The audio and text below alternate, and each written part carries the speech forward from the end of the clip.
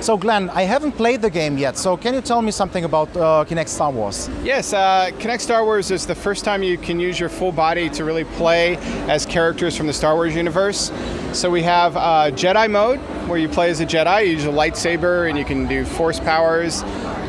We have pod racing, where you control the pod like with both hands as if you're gripping the handles on a pod.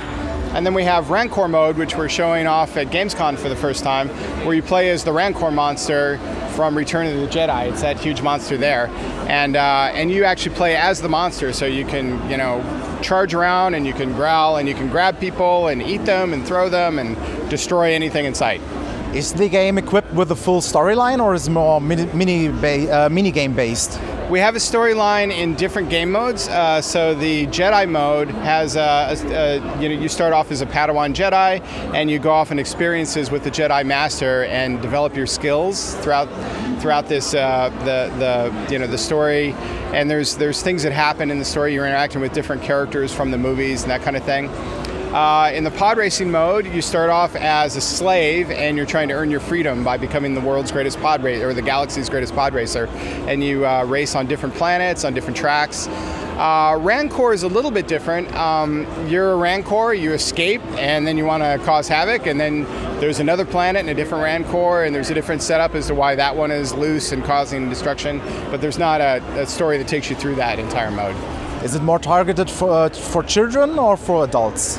I think it's really targeted for Star Wars fans. So they can be kids, they can be adults. I think a lot of people like me who grew up with the older movies, this is a kind of game, that I would jump in and play immediately, because I love Star Wars. I've been a fan of it for basically my whole life. And there's been some fantastic Star Wars games in the past, but they all require, memorizing the different button combos and different kind of moves, and that's great for some games. And then for other experiences, people want to be able to just stand there and play and swing their arms and be a Jedi, and I think that's what we are doing differently. And I think it's a lot of fun for anybody who's a Star Wars fan. When does the game come out? We haven't announced a launch date yet, but look for it holiday this year.